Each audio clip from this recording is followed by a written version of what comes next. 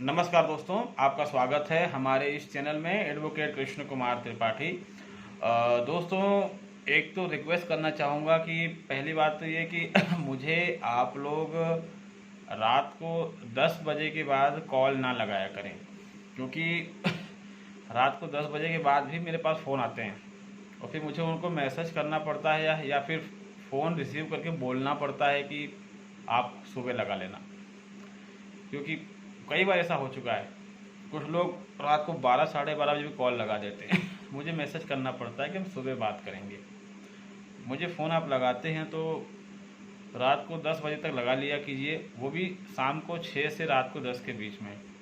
उसके पहले मैं कोर्ट में रहता हूँ और सुबह अगर कॉल लगाना है तो सुबह आप मुझे 11 बजे तक कॉल लगा लिया करें, सुबह 7 से 11 के बीच में। उसके बाद आप लगाते हैं तो मतलब पॉसिबिलिटी कम है कि मैं आपका कॉल रिसीव कर सकूं। और जब भी कॉल लगाया करें एक मैसेज ज़रूर डाल दिया करें कि सर कॉल लगा लूँ क्या, क्योंकि मुझे दूसरे काम भी रहते हैं।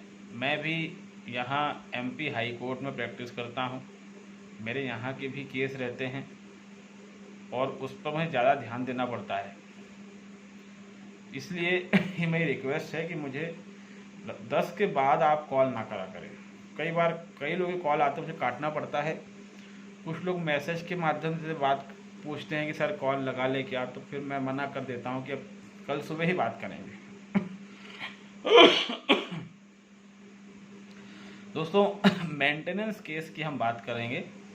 हालांकि हम इस पर कई चर्चाएं कर चुके हैं, लेकिन जब भी मेंटेनेंस केस लगता है आपके ऊपर और आप जो हैं वो सीधी सी बात है एडवोकेट के पास जाते हैं, तो एडवोकेट जो है वो पूरी बात आपको नहीं बताता और फाइनली वो बोलता है कि अपन सब देख लेंगे, निपट लेंगे, कोई टेंशन वाली बात नहीं है। आप उसकी बातों में आ जाते हैं कि हाँ यार कोई दिक्कत वाली बात नहीं है।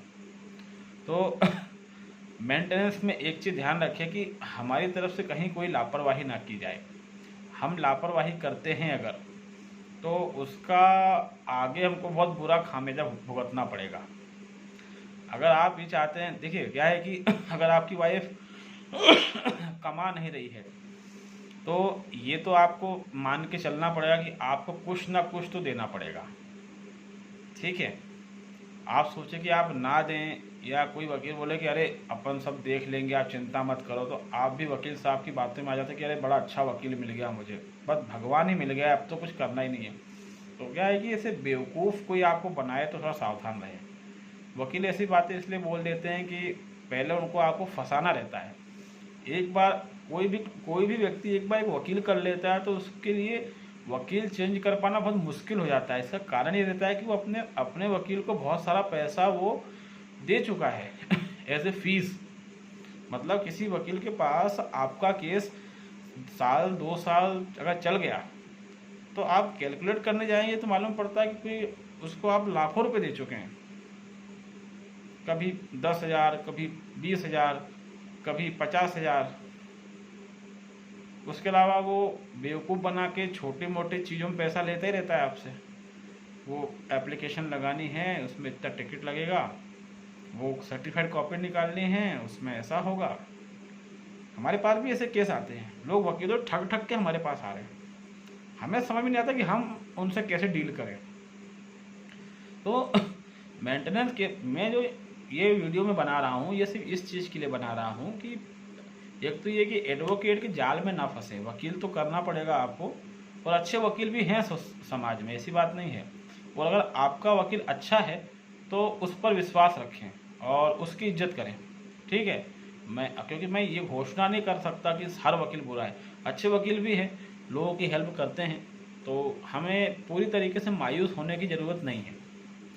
लेकिन अगर आप पर मेंटेनेंस केस लग रहा है तो, और आपकी वाइफ नहीं कमाती है और ऐसा कोई ग्राउंड आपके पास दिखाई नहीं दे रहा है कि आप मेंटेनेंस उसको ना दें। जैसे ग्राउंड होता है कि अगर पत्नी ने बिना कारण आपको छोड़ दिया तो उसको मेंटेन नहीं मिलेगा।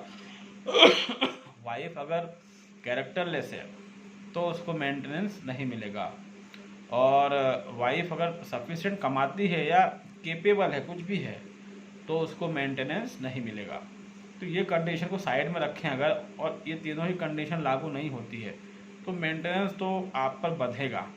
अब जब बंधने की संभावना है तो इसमें या तो हम ये प्रूव कर दें कि ये बिना किसी कारण के हमसे अलग रह रही है, या फिर दूसरा एक ही रास्ता है कि हम कम से कम मेंटेनेंस ऑर्डर होने दें, कम से कम। और कम से कम मेंटेनेंस ऑर्डर तब होगा जब आप अपनी सैलरी वगैरह जो है जैसी भी है उसको इस तरीके से पेश करेंगे कि जज को ये लगे कि हाँ इसका इतना खर्चा है कि मैं अपने माता पिता को, मतलब मेरे माँ बाप मेरे साथ रहते हैं, इनका खर्चा, इनकी मेडिसिन वगैरह, इनका रहन सहन सब मैं ही उठाता हूँ, ठीक है।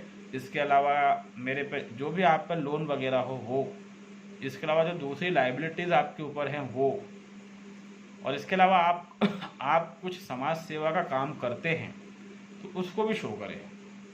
समाज सेवा का काम इन द सेंस कि कई लोग होते हैं जिनको समाज सेवा का शौक़ रहता है कि कोई हर महीने एक अमाउंट जो है वो गौशाला में दान कर देता है, कोई एक छोटा अमाउंट हर महीने किसी अनाथ आश्रम में दान कर देता है, तो कोई व्यक्ति एक छोटा सा अमाउंट जो है वो वृद्धाश्रम में दान कर देता है। जैसे एक व्यक्ति 50,000 कमा रहा है तो 50,000 में से वो सोचता है कि मैं 5,000 जो है वो वृद्धाश्रम को दूंगा हर महीने, या गौशाला में दूंगा, या फिर अनाथ आश्रम में दूंगा, या कोई गरीब लोगों की संस्था है उसको दूंगा, ठीक है। तो अगर आप जो अपने लाइबिलिटीज़ हैं उसको अच्छे से प्रेजेंट करते हैं तो डेफिनेटली मेंटेनेंस कम से कम ऑर्डर होगा, और कम से कम मेंटेनेंस अगर ऑर्डर होता है तो दोस्तों आपको फिर किसी भी तरह से मतलब टेंशन लेने की आवश्यकता नहीं है, क्योंकि कम से कम मेंटेनेंस ऑर्डर होगा। तो अगर कोई 50,000 कमाता है और अगर उसको 8,000 10,000 मेंटेनेंस ऑर्डर हो गया तो उसके लिए राहत की बात रहती है, चलो ठीक है इतना मैनेज कर लेंगे। लेकिन वो 50,000 कमा रहा है और कहीं 20,000 25,000 ऐसा ऑर्डर हुआ तो उसके लिए दिक्कत वाला काम है, क्योंकि वो 50% अमाउंट उसको देना पड़ रहा है। तो हम अगर हमारे पास ग्राउंड है कि वाइफ को मेंटेन नहीं मिलना है तो उस ग्राउंड का इस्तेमाल करें, और अगर ग्राउंड नहीं है हमारे पास तो उसका रास्ता ये है कि हम जो हमारा जो भी कोर्ट को शो कर रहे हैं हम, और साथ में हमको एफिडेविट देना ही पड़ता है रंजिश वर्सेस नेहा का, और 91 की एप्लीकेशन लगा के वाइफ जो है आपके बैंक डिटेल्स वगैरह मंगा सकती है। तो हमें एनी हाउ बस कोर्ट को इस विश्वास में लेके आना है कि भाई मेरा तो इतनी लाइबिलिटीज़ है मेरे ऊपर, इतनी जिम्मेदारियां हैं मेरे ऊपर। आपकी सिस्टर वगैरह है तो आप शो कर सकते हैं कि मुझे उसकी शादी भी करनी है, उसकी कॉलेज की फ़ीस मैं भरता हूँ, मैं इस अनाथ आश्रम में दान करता हूँ, गरीबों के NGO में पैसा देता हूँ, मैं मेरे माता पिता को भी मैं ही देखता हूँ, मैं तो किराए के घर में रहता हूँ, उसका पैसा, वो सब करने के बाद ही जो है कोर्ट मेंटेन डिसाइड करेगी। और कभी बाय चांस आपकी किस्मत ख़राब रही, कोर्ट ने उन सभी चीज़ों को मतलब काउंट नहीं किया, तब भी टेंशन की बात नहीं है, हाई कोर्ट में जाएंगे आप, वहाँ पर डिसाइड हो जाएगा। आज ही झारखंड हाई कोर्ट का जजमेंट आया है, और उस जजमेंट में झारखंड हाई कोर्ट ने कहा है कि भरण पोषण का मतलब ये नहीं है कि आप जो हैं पति को परेशान करेंगे। उसमें कुछ ऐसा हुआ था कि मेंटेनेंस ऑर्डर हुआ था जो कि मेरे ख्याल से 25,000 समथिंग कुछ था, तो हाई कोर्ट ने उस 25,000 मेंटेनेंस को 15,000 कर दिया, मतलब पति के लिए राहत भरी, सीधे 10,000 कम किया हाई कोर्ट ने।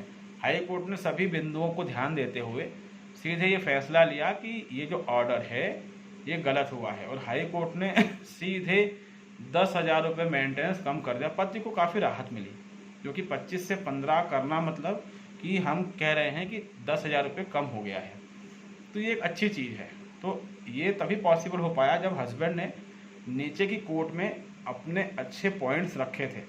तो मैं बस इतना ही कहना चाहता हूँ कि जो भी आपका वकील है आप थोड़ा सजग रहें, क्योंकि उसकी एक गलती जो है आपका पूरा केस बिगाड़ सकती है। तो उम्मीद है दोस्तों आपको हमारा ये वीडियो पसंद आया होगा। हम क्या समझाने की कोशिश कर रहे हैं ये भी आपको समझ में आया होगा दोस्तों। अगर आप हमारे चैनल में नए हैं तो इसको लाइक करें, इसको सब्सक्राइब करें, इसको शेयर करें दोस्तों, और अपने केस को पूरे शिद्दत के साथ लड़ें, पूरे आत्मविश्वास के साथ लड़ें। तब तक दोस्तों